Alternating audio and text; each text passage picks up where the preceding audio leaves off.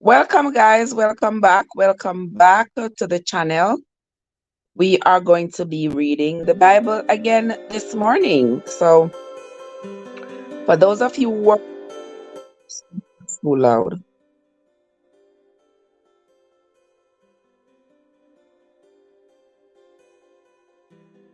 all right, guys.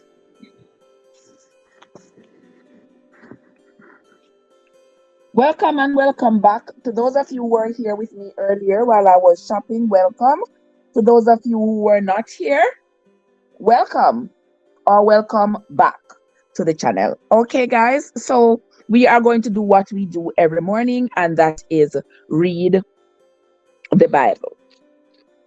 For those of you who are just coming and may not understand what in the world we are doing here, well, let me just explain to you. We are trying to read the Bible from Genesis to Revelation in that order and figure out for ourselves what the Bible is really saying to us and what we can do with the information. Because after all, the Bible and its teachings have a significant influence on every aspect of our lives. And so I believe that it is imperative that everyone knows what is in the Bible, because no matter how you might say there is a society that is anti-Christ, anti-Jesus, whatever you want to call it, their rules and their laws you will find that the roots of their laws are planted in the Bible. So you cannot escape it. So come along with me, guys, and let us continue reading. Yesterday we read First Kings chapter. Yesterday we read First Kings chapter 11, I believe it was. And so today we are going to continue the reading with First Kings chapter 12. So get your book Bible or your Google Bible and follow along with us as we read today. Let's begin. First Kings chapter 12. And Rehoboam went to Shechem, for all Israel were come to Shechem to make him king. And it came to pass, when Jeroboam the son of Nebat, who was yet in Egypt, heard of it, for he was fled from the presence of King Solomon, and Jeroboam dwelt in Egypt. And they sent and called him, and Jeroboam and all the congregation of Israel came and spake unto Rehoboam. So there is Jeroboam and Rehoboam. Verse 4. Thy father made our yoke grievous. Now therefore make thou the grievous service of thy father, and his heavy yoke which he put upon us lighter, and we will serve thee. So here,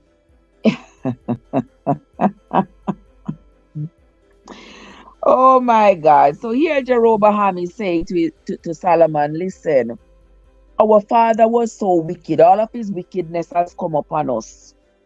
So if you want us to serve you as king, you need to take away all this burden from off of us that is brought upon us because of our father's wickedness. Verse 5. And he said unto them, depart yet for 3 days, then come again to me. And the people departed.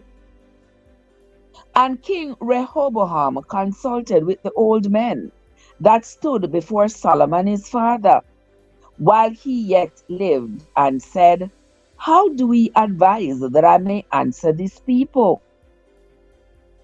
And they spake unto him, saying, if thou wilt be a servant unto this people this day, and will serve them, and answer them, and speak good words to them, then they will be thy servants forever. But he forsook the counsel of the old men, which they had given him, and consulted with the young men that were grown up with him, and which stood before him. And he said unto them, What counsel give ye, that we may answer this people, who have spoken to me, saying, Make the yoke which thy father did put upon us lighter? And the young men that were grown up with him spake unto him, saying, Thus shalt thou speak unto this people that speak unto thee, saying, Thy father made our yoke heavy, but make thou it lighter unto us. Thus shalt thou say unto them, My little finger shall be thicker than my father's loins. What that mean, AG? Young people can't give good advice, because young people don't have the experience that it takes to give you to give you any advice, especially advice that is worth when you have a problem that is really the decision you make will really impact your life. It's not good to ask young people, the people you grew up with, the people you are playmates with them and you are the same age. You want them to likely have the same experiences. And they say experience teaches wisdom, but you haven't had enough wisdom yet to take advice from your peers. It's good to take advice from the older people because they have a lot of experience and they will be better able to guide you and tell you exactly what might happen and what it is that you need to do that will benefit you. Young people, they're head giddy. But here, Jeroboam is asking his peers, instead of asking the men who are old enough, old as his father Solomon. No, he's not asking them. He is asking his peers for advice because the people come out of Egypt to ask him if he will remove the yoke off of them that Solomon had put on them, like Solomon had cursed them. So he wants them to receive. They want him to remove the yoke off of them, and he's going to ask the young people. The young people tell him, say, the little finger, my little finger shall be thicker than my father's loins. You know what the loin them I talk about though, right? You know the loin they're talking about, right, AG? Yeah. So the little finger shall be thicker than the... I don't know what kind of advice that is. Verse 11 says, And now, whereas my father did lade you with a heavy yoke, I will... AG. AG.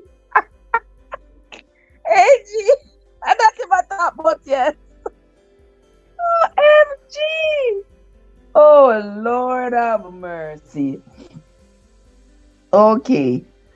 Verse 11, And now, whereas my father did lade you with a heavy yoke, I will add to your yoke. My father hath chastised you with whips, but I will chastise you with scorpions. Good Lord.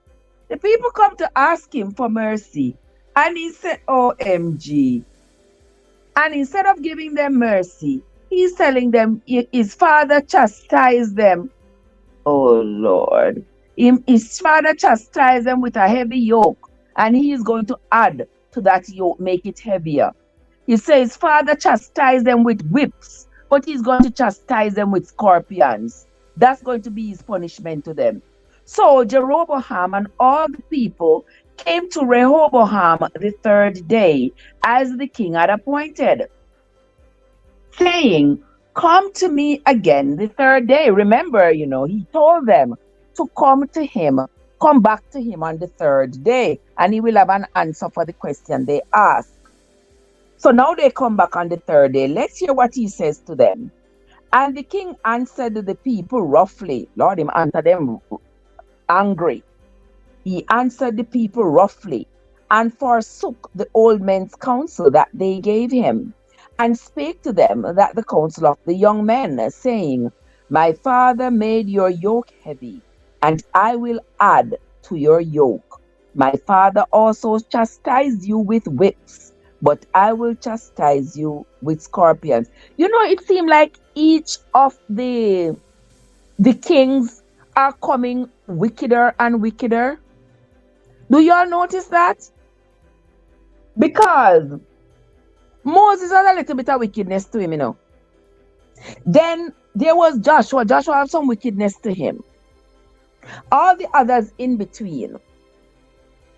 Saul, wickedness.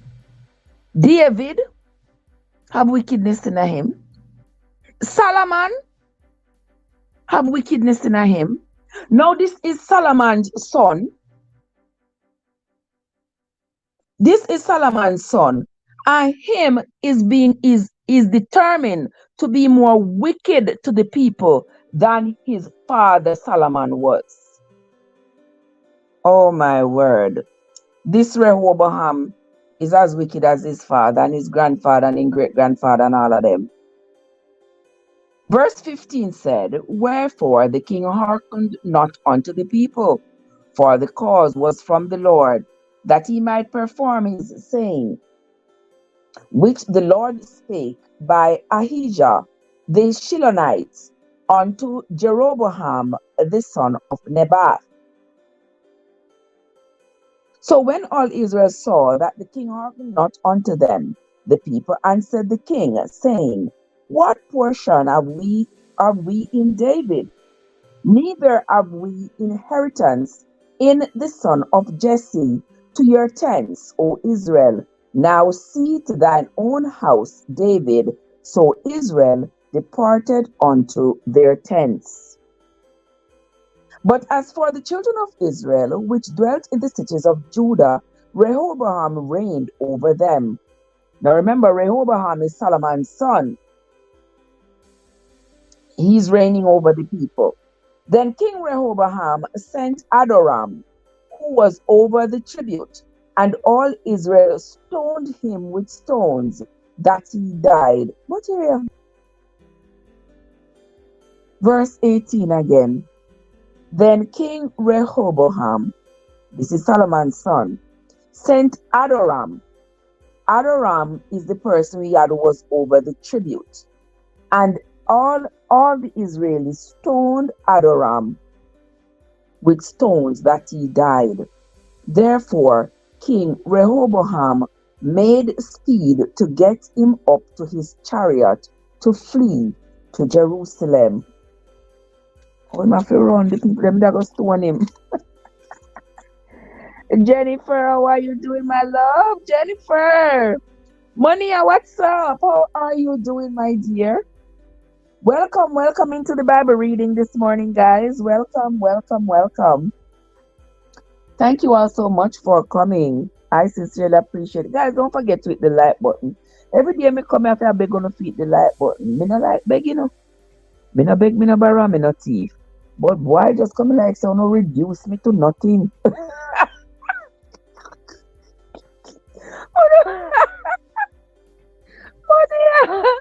Money, how you doing, sweetheart? Yeah, look like so no reduce me to nothing, brother. To beg, borrow, and so. This one for thief the like button out on no finger. My word. Oh my God. Verse 19. And for those of you who are just coming, you can always follow us with your book Bible or your Google Bible. We are reading from First Kings right now. First Kings chapter 12 and verse 19. So Israel rebelled against the house of David unto this day. And it came to pass, when all Israel heard that Jeroboam was come again, that they sent and called him unto the congregation, and made him king over all Israel. There was none that followed the house of David, but the tribe of Judah only. So you all hear that? You all hear that? The people were mad with Rehoboam. Rehoboam was Solomon's son, who was reigning after his father. But the people were mad with him because he did not take counsel from the older people. So his decision, they did not trust his decision that he was making. His decisions that he was making for the people were too juvenile. They wanted strong and reasonable counsel. They wanted, when they go to him for judging of any of their problems, they wanted his judgment to seem sound. But his judgment was not seeming to be sound because he was taking advice from the people who were his peers. And his peers, young people like him, can't give good advice. They coming like a North Korea. Coming like, I must like up a North Korea where the little young fellow there ruling. Where the little young fellow there ruling all the whole country. Only because he inherited from his father. And he have a clue. No wisdom that age teaches and experience. So now the people get upset. And the people them no want to hear nothing from Rehoboam. They want to hear nothing from him anymore. So he sends this other young fellow there now to go, the Adoram guy, to go talk. People, we don't want to hear nothing. Why you tell we say? As long as it coming out of Rehoboam's mouth, we do not want to hear. Now come down here, come tell we say Rehoboam said nothing. We do not want to hear. And the people then fling rock stone upon him, stone him to death. And then the guy, Jehoram, that was the guy who Solomon had banished. And that guy had gone down to Egypt to live. And now the people has appointed him to be their king. So he is now ruling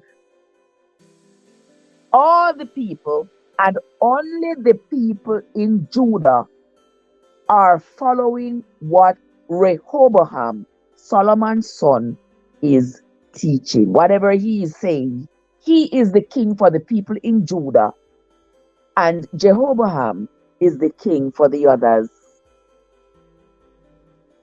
for the other people in the country. So the country divided in two now. It is divided in two. Let us continue. Verse 20, and it came to pass when all Israel heard that Jeroboam was come again, that they sent and called him unto the congregation and made him king over all Israel. There were none that followed the house of David, but the tribe of Judah only.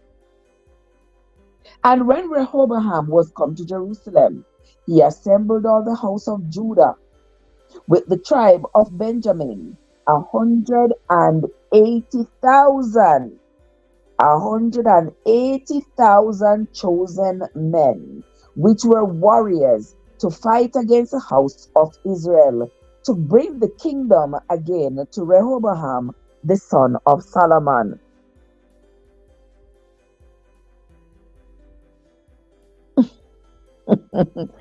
Guess which part me there? I am on 1 Kings chapter 12 and verse 20. 1 Kings chapter 12 and verse 20.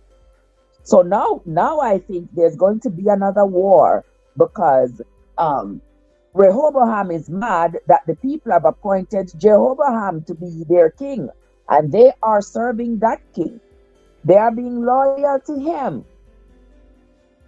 And now only the children of Judah are following Rehoboam. Everybody else gonna follow Jehoram. So let us continue reading and find out what happened. What is Rehoboam planning? Because now that he has 180,000 warriors, I believe he's going to war. Yes, we are on 1 Kings chapter 12. We are on 1 Kings chapter 12 and verse 21. And when Rehoboam was come to Jerusalem, he assembled all the house of Judah with the tribe of Benjamin, 180,000 chosen men, which were warriors, to fight against the house of Israel, to bring the kingdom again to Rehoboam, the son of Solomon. But the word of God came unto Shemaiah, the man of God, saying, Speak unto Rehoboam, the son of Solomon, king of Judah, and unto all the house of Judah and Benjamin, and to the remnant of the people, saying, Thus saith the Lord, Ye shall not go up, nor fight against your brethren, the children of Israel.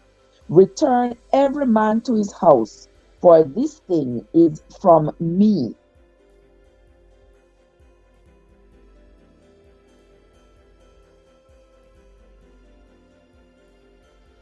Turned to depart according to the word of the Lord. Then Jehoram built Shechem in Mount Ephraim, and built therein, and went out from thence, and built Penuel. Yeah, what's up? How y'all doing?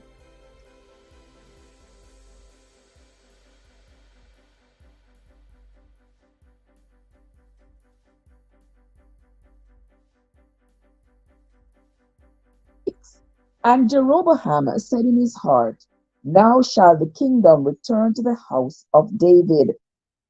If this people go up to do sacrifice in the house of the Lord at Jerusalem, then shall the heart of this people turn again unto their Lord, even unto Rehoboam king of Judah, and they shall kill me, and go again to Rehoboam king of Judah.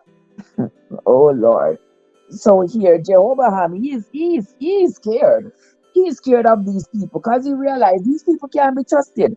If you ever do something and they don't like you, they don't like what you did, they will turn on you in an instant. They will stone you and turn around and go back go serve the enemy, the same person you all had considered to be enemy. If you do something wrong, they will destroy you and then go serve the other person. These people are very unstable, spiritually unstable. Verse 28. Whereupon the king took counsel and made two calves of gold, and said unto them, It is too much for you to go up to Jerusalem. Behold thy gods, O Israel, which brought thee up out of the land of Egypt. And he set the one in Bethel, and the other put he in Dan. And this thing became a sin, for the people went to worship before the one, even unto Dan. So it became a sin because the people went to worship the one that was in front of what one was in Dan. So he built two golden calves. He made two golden calves. He put one in Bethel and he put one in Dan. And this thing became a sin, for the people went to worship before the one, even unto Dan. And he made a house of high places, and made priests of the lowest of the people, which were not of the sons of Levi.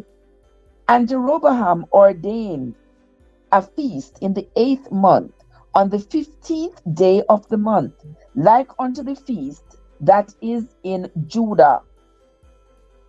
And he offered upon the altar, so did he in Bethel, sacrificing unto the calves that he had made. So the people them now start worship the calves. You see? You see the people them spiritually unstable? He built a calf, two golden calf. You see how quick the people them run go worship the calf? Because they are of unsound spiritual mind. Let us continue. So they're worshiping the calf and they're making sacrifice unto the calves. Sacrificing unto the calves that he had made, and he placed in Bethel the priests of the high places which he had made. Verse 33. This is the last verse of chapter 12. So he offered upon the altar which he had made in Bethel the 15th day of the 8th month even in the month which he had devised all his own heart, and ordained a feast upon the children of Israel.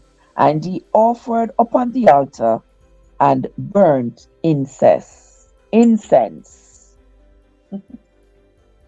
There ends the reading of chapter 12 of the book of First Kings. Okay? All right, so here we see Rehoboam, who is Solomon's son, reigning over Israel. And we see Jeroboam. We see Jeroboam, a man who Solomon had cast out of Jerusalem, and he had gone to live in Egypt. We see him coming back to Jerusalem. And he came back to ask Rehoboam to remove the curse that Rehoboam's father Solomon had cast upon him. And instead of Rehoboam removing the curse from Jeroboam, he made the curse even more. He made it even worse. And the people were angry. The people were angry with him. And so the people appointed Jeroboam to be their king. And they ignored Rehoboam, and only those in Judah followed him. Everybody went to follow Jeroboam. And that is the same thing we see in politics. If Sir Andrew say nothing now, we don't like it, we not follow him no more. We ready to fling rockstone upon him. You understand? And that's because of the foolishness them want to do. Yes, because when you see foolishness, you can't put up with it. Me not care how you love him, you can't put up with it. Me can't put up with the foolishness at all. No matter what, foolishness is foolishness. Right, Sister J? Foolishness is foolishness. How are you? How are you doing, my dear Sister J? How are you doing, my love? Let us continue, guys. We are going to read one more chapter for today, and that is chapter 13. So follow along with me. And if you have not yet hit that like button, guys, hit the like button, money I share. Thank you for the share, money. Thank you so much. Chapter 13. And behold, there came a man of God out of Judah by the word of the Lord unto Bethel. And Jeroboam stood by the altar to burn incense. And he cried against the altar in the word of the Lord and said, O altar, altar, thus saith the Lord, behold, a child shall be born unto the house of David. Josiah will be his name. All right. Josiah is born. And upon thee shall he offer the priests of the high places that burn incense upon thee. And men's bones shall be burnt upon thee. Here I'm already a plan to burn people bones, you know.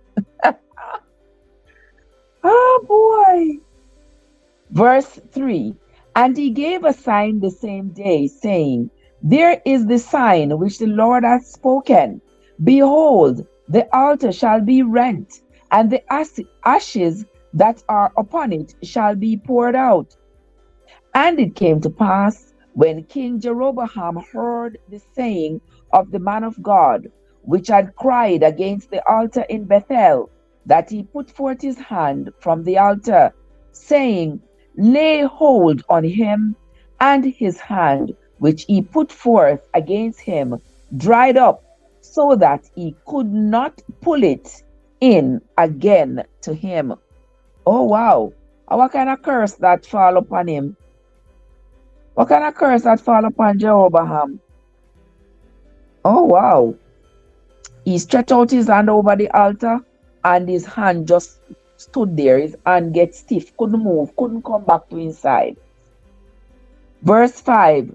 The altar also was rent, and the ashes poured out from the altar, according to the sign which the man of God had given by the word of the Lord. And the king answered and said unto the man of God, Entreat now the face of the Lord thy God, and pray for me, that my hand may be restored me again. And the man of God besought the Lord, and the king's hand was restored to him again, and and became as it was before.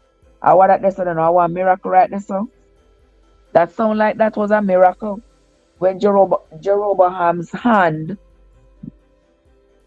became crippled, that the Lord restored his hand.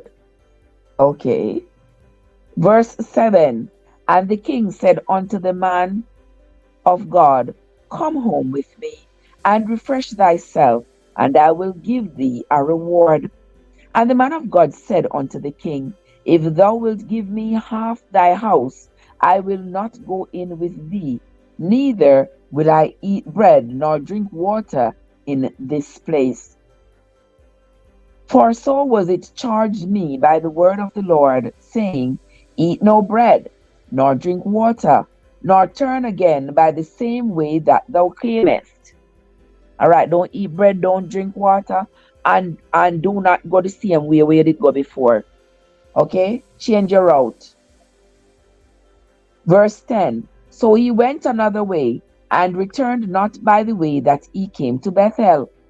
Now there dwelt an old prophet in Bethel, and his sons came and told him all the work that the man of God had done that day in Bethel, the words which he had spoken unto the king.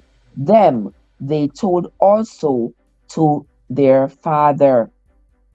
And their father said unto them, What may went he? What way went he? Where did he go?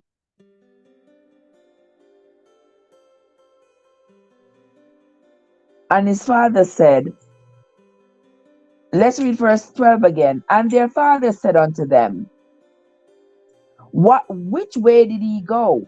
For his sons had seen that way the man of God went, which came from Judah. And he said unto his sons, Saddle me the ass. So they saddled him the ass, and he rode thereon, and went after the man of God, and found him sitting under an oak tree. And he said unto him, Art thou the man of God that came from Judah? And he said, Yes, I am. Then he said unto him, Come home with me and eat bread. And he said, I may not return with thee, nor go in with thee, neither will I eat bread, nor drink water with thee in this place. For it was said to me by the word of the Lord, Thou shalt eat no bread, nor drink water there, nor turn again to go by the way that thou camest. He said unto him, I am a prophet also, as thou art, and an angel spake unto me by the word of the Lord, saying, Bring him back with thee unto thy house, and he may eat bread and drink water. But he lied unto him. So he went back with him, and did eat bread in his house, and drank water. And it came to pass, as they sat at the table, that the word of the Lord came upon the prophet that brought him back. And he cried unto the man of God that came from Judah, saying, Thus saith the Lord, Forasmuch as thou hast disobeyed the mouth of the Lord, and hast not kept the commandments which the Lord thy God commanded thee, but came back, and hast eaten bread and drunk water in the place of which the Lord did say to thee, Eat no bread and drink no water, thy carcass shall not come unto the sepulchre of thy fathers.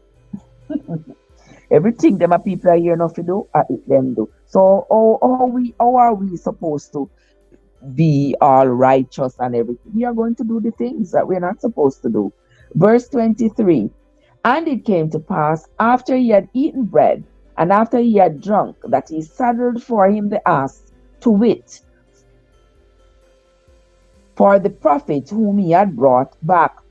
And when he was gone, a lion met him by the way, wow, and slew him, and his carcass was cast in the way, and the ass stood by it. The lion also stood by the carcass. Wow. And behold, men passed by and saw the carcass cast in the way, and the lion standing by the carcass.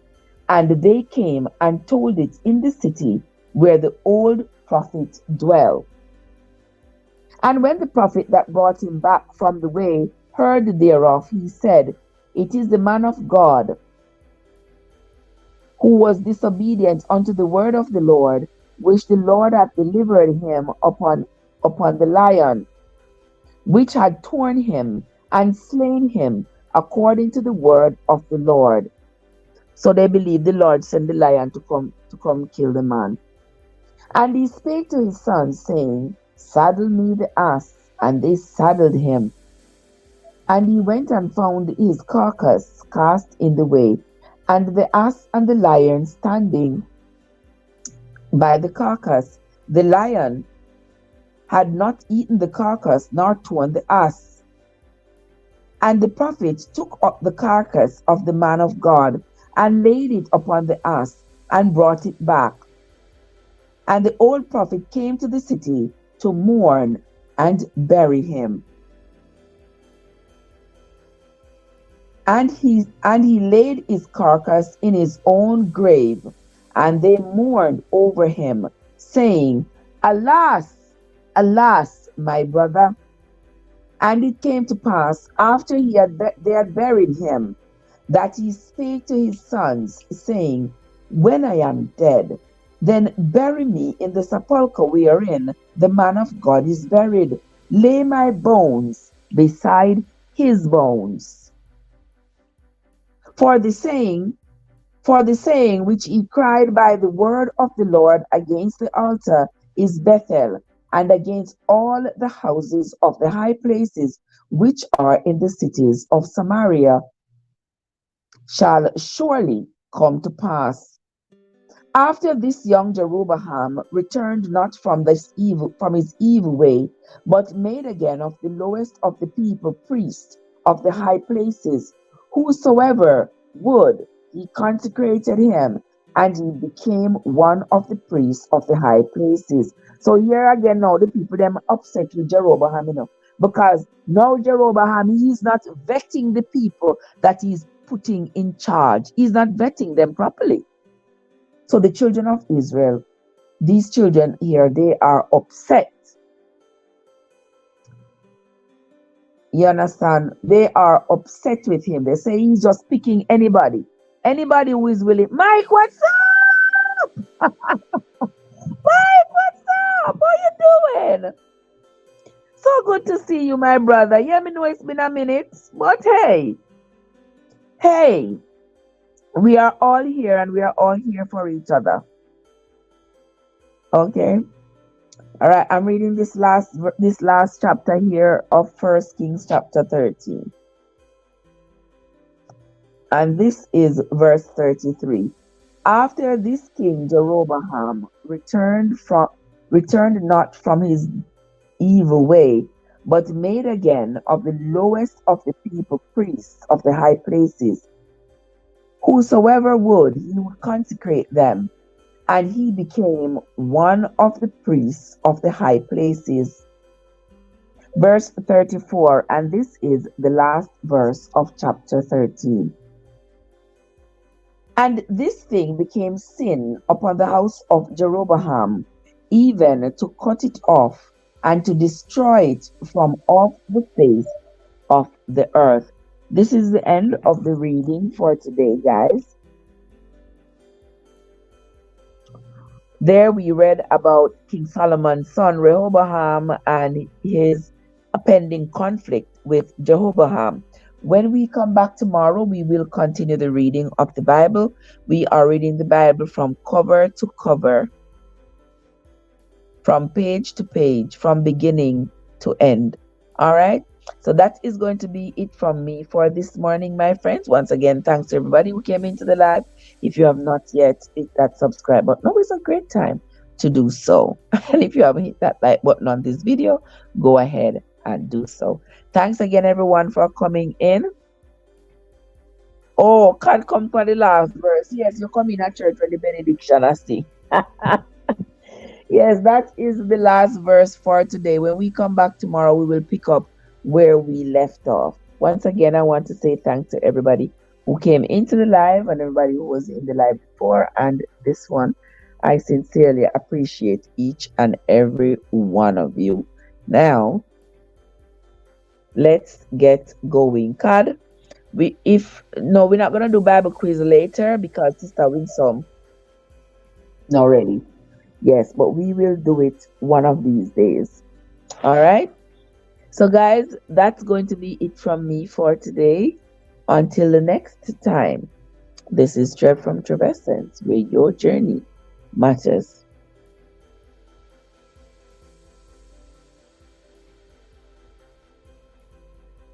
And so now, guys, with that, we are going to be closing off for now, and we will see each other again later. Michael, you miss. Where you been, Michael, to hear me read? Where you been? I'm still reading about this. That book that I was reading. I ain't finished reading it yet. You know, sometimes you're reading a book and then you don't feel like to bother read it no more. That's me and this book. But I'm gonna finish it maybe by next weekend. Okay, guys. So that's going to be it from me for today, my friends. Until next time.